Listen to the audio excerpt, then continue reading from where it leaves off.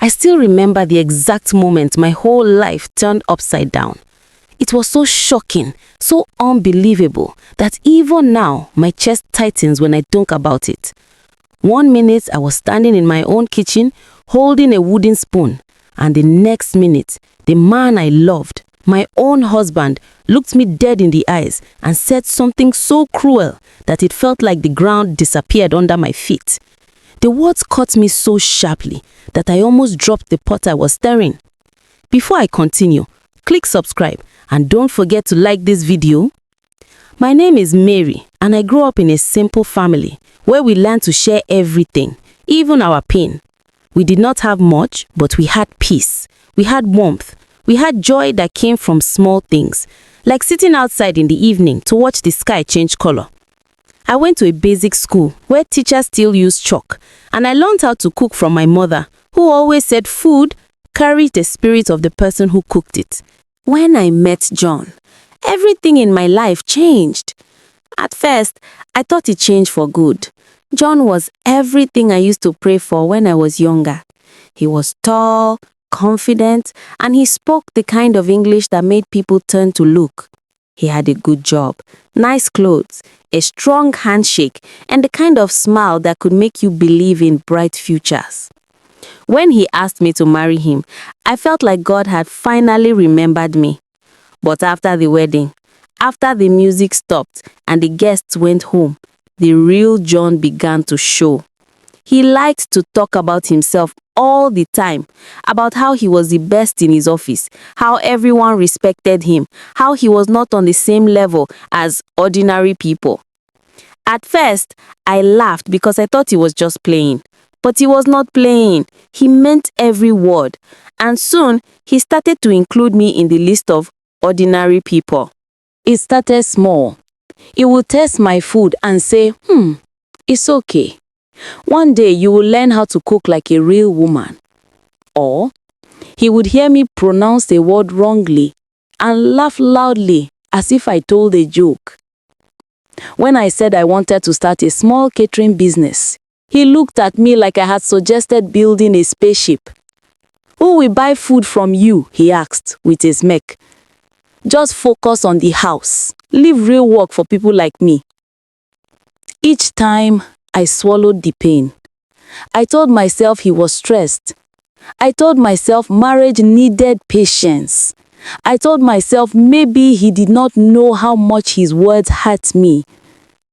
I tried my best to remain gentle, to remain a good wife, to avoid trouble. But deep inside, something in me started to shrink. It was like watching myself from far away, unable to do anything. The day everything shifted, the day the ground really opened beneath my feet, happened on a Saturday morning. I had prepared breakfast and called in to eat. He sat down, scooped a spoon of the food, tasted it, and immediately spat it out, right there on the table. Then he looked at me with disgust and said, I don't know why I married someone like you. Even with all the money I spent on this wedding, I still ended up with a village girl who can't cook or speak well. I felt something inside me break, quietly, like a thin piece of glass cracking in slow motion. But that was not the moment that pushed our lives into the real storm. That moment came later that afternoon, when John received a phone call from his office and everything in our world changed forever. And even though I didn't know it at that time, that call was the beginning of the fall of the proud man I married. When John picked that phone call, I did not think much of it at first. He always received calls from his office, even on weekends. But something about the way he froze, the way his hand began to shake slightly as he held the phone to his ear, made my heart beat faster. His eyes widened, and for a moment he did not speak. He just listened. Then he stood up slowly, almost as if someone else was controlling his legs. I watched him walk toward the living room with stiff steps, and even though he tried to shut the door behind him, I still heard the panic in his voice. It was the kind of fear I had never heard from him before. It was the kind of fear that made me forget my own pain.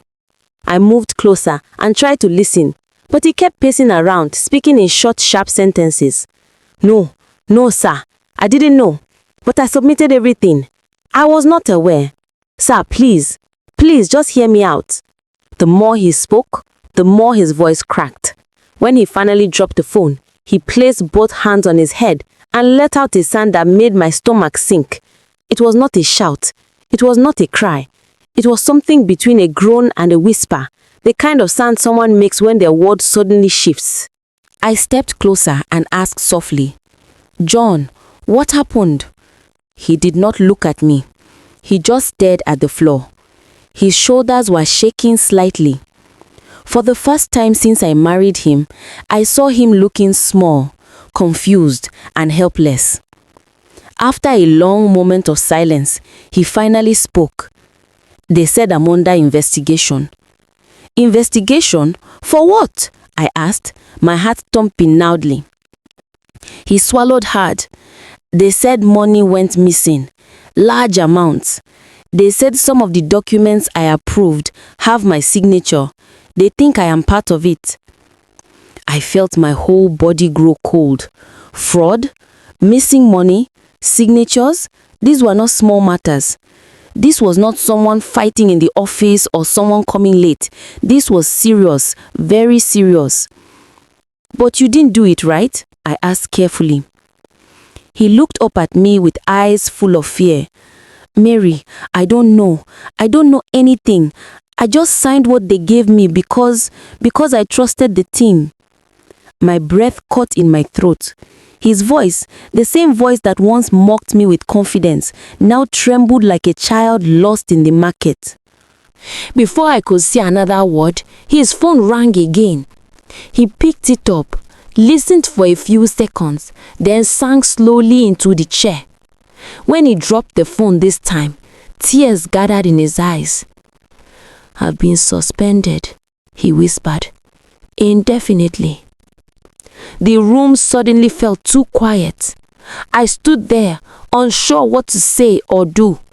I wanted to comfort him, but a part of me remembered how he had spoken to me just a few hours earlier. The insult still rested heavily in my chest. My hands felt weak, but I pushed my feelings aside and sat beside him. I asked gently, "What do we do now?" He shook his head. "I don't know." Hours passed. John did not eat. He didn't speak. He just sat on the floor with his back against the couch, staring at nothing. That night, when we lay on the bed, he did not even close his eyes. Every few minutes he sat up, breathing heavily. By morning, he looked as if his spirit had left his body. I had never seen him like that before. The proud, confident man who used to walk around the house with his head high now looked smaller, almost broken. The next few days followed the same pattern. Calls from the office, messages from colleagues, meetings with the board, and at last, a long, cold letter arrived by email. It was not an investigation anymore. It was termination. John was fired, just like that. A man who had always compared himself to others. A man who once told me that real men don't fail. A man who believed nothing could shake him. Now sat in our living room with the official termination letter on his lap and tears running down his face. At first, I tried to be calm. I tried to be gentle. I tried to tell him everything would be fine. But inside me, something heavy was forming. I felt a mixture of pity, sadness, and a quiet anger. Not anger because he lost his job, but anger because of how he treated me when he was doing well. All the moment he mocked my background, my dreams, my cooking, my voice, they started to echo in my mind. But I also feared what this meant for us. How would we pay rent? How would we eat? How would we live? That week, I picked up my apron and returned to the small catering hustle I had been doing before marriage. I started calling old customers, sending messages, offering simple meals. I told myself I had no choice. Someone had to move. But the moment John saw me wearing my apron again, his eyes filled with something painful. Shame. Deep, cutting shame. He whispered, "So now you are the one feeding us." I did not answer. I did not want to hurt him more, but the truth sat heavily between us. As days passed, his mood worsened. He barely bathed. He barely spoke. He walked around the house like a shadow. The man who once bragged loudly now avoided people. He shut out friends. He shut the family out. He even shut me out. Sometimes late at night, I would hear him crying quietly. The kind of cry a grown man hides because he thinks weakness is a sin. I wanted to comfort him, but I also felt lost within myself. The house felt tense, like something was about to break. Things were not stable, and I did not know whether to step forward or step back. And that was when something happened that pushed our already fragile marriage into deeper confusion. Something that made me question everything I thought I knew about the man I married. I still remember the exact moment everything inside me broke in a way I had never felt before. It was a Thursday afternoon, the kind of day that felt too hot and too quiet, like the world was holding its breath. I was in the kitchen packing food orders when I heard John's phone ringing non-stop in the living room. At first, I ignored it because I was busy, but something inside me whispered that I should check. Maybe it was curiosity, maybe it was fear, or maybe it was that small voice in my heart that had been warning me for months that something was still not right with him. When I entered the living room, John was not there. His phone was on the table vibrating again. I didn't plan to touch it, but then a new message popped up right on the screen. And what I saw made my whole body freeze. It said, "John, have you told your wife the truth? They are coming for you. This time nobody can cover it." My heart jumped. I felt like the world started spinning around me. Before I could blink, another message came in. "You must return the money. The company has submitted everything to the authorities. You can't run from this." At that moment, a cold fear spread through my chest. I picked up the phone with shaking hands, opened the message thread, and read everything. That was when the truth hit me like a heavy load on my back. John wasn't just fired because of some incident in his office. He was fired because he had been involved in a huge fraud case. Not only that, he had been hiding it from me for months. He had been pretending that everything was under control while the problem was growing bigger and bigger. And now, people were looking for him. I sat down on the chair slowly because my legs suddenly felt too weak to hold me. My hands were trembling. My breath became uneven. I felt confused, betrayed, angry, scared, and heartbroken all at the same time. My head was pounding and my chest felt like someone was squeezing it. I couldn't understand why he hid something so serious from me. Why he chose pride instead of honesty. Why he allowed our marriage to drift into danger because he didn't want to admit he was in trouble. When the door opened and John came in carrying bread and milk, I looked at him with eyes full of questions. He frowned when he saw my face. He asked what was wrong, but I couldn't talk. I just held up the phone. Slowly, his own face began to change. He dropped the nylon bag on the floor. He stood still, like a tree struck by lightning. For the first time since I married him, I saw raw fear in his eyes. His lips were shaking. He looked like a small boy who had been caught doing something unforgivable. He sat down opposite me, but he couldn't look at me directly. His breath was sharp and shallow. His hands kept rubbing each other. After a long silence, he whispered, "Mary, please, let me explain." But I didn't want stories. I wanted the truth. I wanted the real explanation he refused to tell me all these months when he chose to mock my small business instead. So he finally said it. He had signed some documents he wasn't supposed to sign. He allowed some money to pass through his department illegally because he thought nobody would notice. He said he did it because he wanted to maintain a certain lifestyle, because he didn't want to look poor, because he didn't want to feel less important. He said pride pushed him, pride blinded him, pride trapped him. But now the company had discovered everything and the case was with the authorities. I felt a heavy pain in my heart. He kept talking, but his words sounded far away. My mind was shouting, "Why didn't you tell me? Why didn't you trust me? Why did you let things get this bad?" Tears filled my eyes but refused to fall. I felt too shocked to cry, too wounded to scream, too stunned to relax. I just sat there, staring at him as he begged me not to leave him, not to give up on him, not to stop believing in him. But the sharpest pain came from the final confession he made. He told me he was planning to take money from my catering savings without telling me, just to settle part of the debt he owed. He had checked my account balance days earlier when I wasn't looking. That was when something inside me broke completely. It felt like someone carried a hammer and smashed the last piece of trust I had left. I stood up slowly because I felt dizzy. My lips were shaking so much that I could barely speak. I asked him one painful question. "So, after all the humiliation, after all the insults, after all the mockery, you still wanted to take from the little I was using to carry this family?"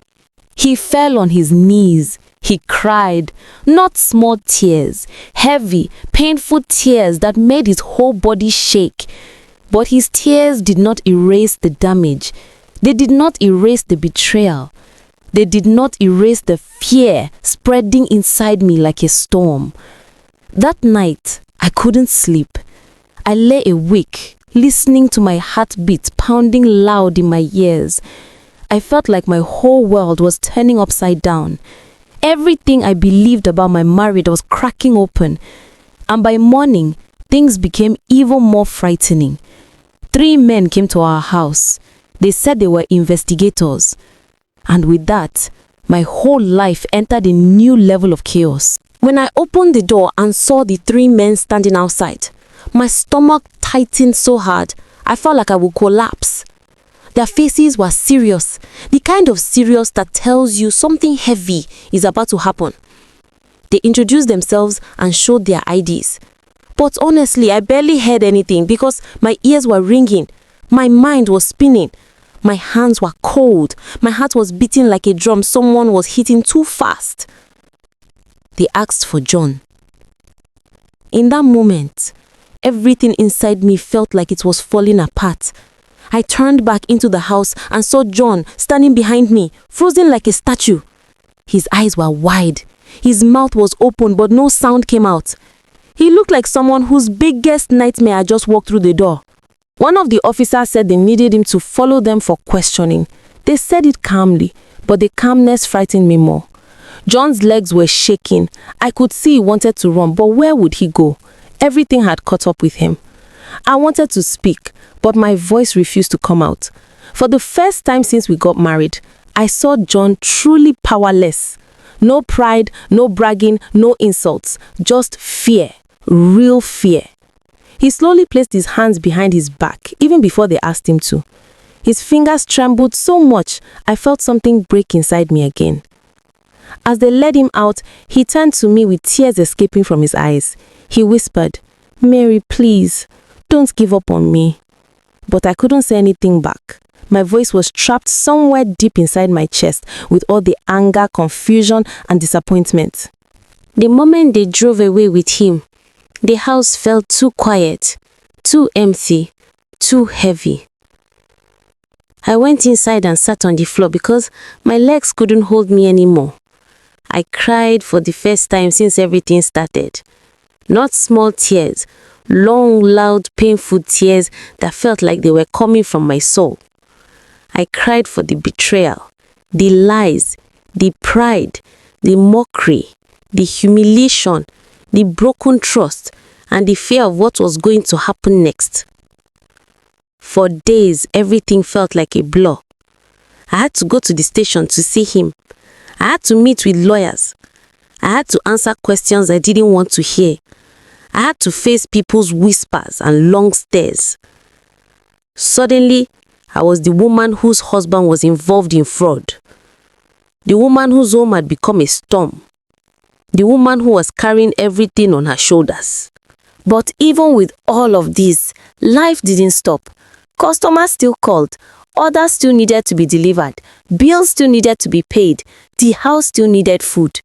And strangely, this pressure made me stronger. Something inside me rose up, like a fire that refused to die. I told myself I wouldn't allow shame to bury me. I wouldn't allow everything John did to destroy me. So I worked harder. I woke up earlier. I cooked more. I delivered more. I smiled even when my heart was breaking. And slowly, people started noticing my food, my effort, my consistency. Corporate offices began ordering from me in bulk. Schools invited me to handle events. Banks asked me to cater for meetings. Every day brought a new surprise.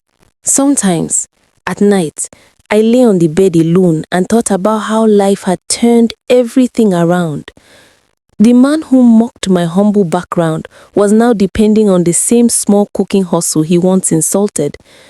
And I, the quiet woman he used to look down on, was the one holding the family together. But the truth is, even though the business was growing fast, my heart was still heavy. I kept thinking about John in that cold police station, wearing fear on his face like his second skin. I remembered how he used to walk around the house like he was a king. Now he couldn't even lift his head. Sometimes I felt anger. Sometimes I felt pity. But most times I felt tired, deeply tired. The type of tired that sits inside your bones. Every time I visited him, his voice was softer. His eyes were dimmer. He kept apologizing. He kept saying he regretted everything. He kept saying he wished he had listened to me. He kept saying pride ruined him. And each time I walked out of the station, I felt torn between two sides of my heart. The side that wanted to forgive him and the side that still felt wounded.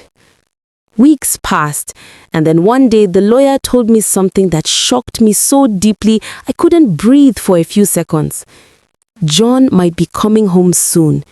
The company had withdrawn some charges due to new evidence.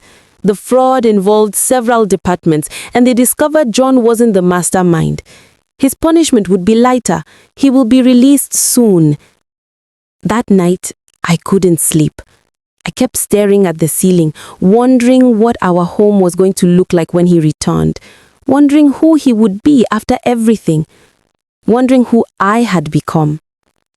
Everything was about to change again, but I didn't know whether the next change was going to heal me or break me even more. The day John came home, the sky was unusually quiet. No birds, no wind. Even the air felt like it was holding its breath. I stood by the window watching the gates, my heart beating slowly but heavily, like each beat was carrying a memory I wasn't ready to face. When John finally walked in, I almost didn't recognize him. His shoulders were bent, his face looked thinner. His eyes had lost that sharp, proud shine he used to carry everywhere. He looked like someone who had seen himself clearly for the first time and didn't like what he saw. For a moment, we just stared at each other. The silence felt like a wall standing between us. Then he whispered, "Mary." Just my name, but the way he said it, it broke something inside me. It wasn't the voice of a man who wanted to show he was better than everyone. It wasn't the voice of someone trying to appear strong. It was the voice of someone who had been humbled by life in the hardest way. I didn't move. I didn't run to him. I didn't smile. I just waited. He slowly dropped to his knees right there in the living room. Tears filled his eyes instantly, like they were waiting to escape. "I am sorry," he said. "Mary, I am so sorry for everything, for the insults, the mockery, the pride, the lies, the way I made you feel small. I am sorry." I didn't rush to speak. My heart was beating like a drum, but my words were trapped. Seeing the man who once bragged endlessly kneeling like a broken child, it was painful and confusing all at once. He kept talking. I did not know what I had. I didn't know you were the blessing God gave me. I didn't know your strength. I didn't know your value. I was foolish. I was blind. I let pride destroy everything. His tears touched the floor, and something inside me softened. But the wounds inside me didn't magically disappear. Wounds don't vanish just because someone finally sees their mistakes. So I sat down slowly and looked at him. Really, looked at him. You hurt me, John, I said quietly. You made me feel like I was nothing. You made me doubt myself. You laughed at my dreams. You mocked my hard work. You treated me like I was beneath you. His tears flowed even more as he nodded. I know. And if I spend the rest of my life trying to make it right, it still won't be enough. But I am begging you, give me a chance to try. I closed my eyes and let the silence settle between us. I could feel my heart fighting itself. One side remembered the pain. The other side remembered the man I married before pride consumed him. But life has changed me too. I was no longer the quiet, unsure woman he used to look down on. I had found my strength. I had found my voice. I had found my purpose. The world had seen me. My customers believed in me. Corporations trusted me. I had become the pillar of the family. When I opened my eyes, I didn't see the old John anymore. I saw a man stripped of everything except truth. So I took a deep breath and said, "Stand up." He stood slowly, his eyes searching my face like he was afraid of what I would say next. "I forgive you," I told him. "But forgiveness doesn't mean everything goes back to the way it was. We will rebuild this marriage slowly. You will have to earn my trust again. You will have to learn humility. You will have to treat me with respect. If you are ready for that, then we can walk this journey together." The relief on his face was so intense, he almost collapsed again, but I held up my hand to stop him. "John," I said gently, "I don't want the old you back. I want the version of you that understands life now." He nodded shakily. "I will be better. I will change. I've already started thinking about what I want to do with my life. I want to support you. I want to build something honest. I want to make you proud." A small, tired smile touched my lips. Good, because pride almost destroyed you, and it almost destroyed us. We sat together for a long time, not speaking, just breathing the same air again. For the first time in months, the house felt warm. Not perfect, not healed, but open, like a wound finally exposed to light so it could start mending. As days passed, John tried, really tried. He apologized when he needed to. He listened more. He worked around the house. He helped me with bookings. Sometimes he cried when he remembered things he had said to me in the past. And slowly, something inside me began to soften again. Not because I forgot the pain, but because I could see genuine change. My catering business continued to grow. One day, I got a call from a very big company that wanted me to handle their monthly staff meals. When I shared the news with John, he hugged me so tightly I could feel his heartbeat shaking. "Mary," he whispered, "you carried this home on your back. You saved this family. You saved me." I smiled quietly and said, "I just did what I had to do." But inside me, I felt a calm strength I had never known before. Life had humbled John in a painful way. Life has also lifted me in a way I'd never expected. But in the end, we both learned something powerful. That no matter where someone starts from, nobody deserves to be looked down on. And that pride is a thief that steals everything you don't appreciate. Some wounds may remain, but healing has begun. And as I lay down that night, listening to the quiet sound of the fan, I realized something deep. Life will always find a way to balance itself. Sometimes gently, sometimes painfully, but always with a lesson. And mine was simple. Never look down on anyone. You don't know who God will use to save you in the end. Okay guys, I hope you enjoyed this video. Please don't forget to like and subscribe. Thank you and see you in my next one.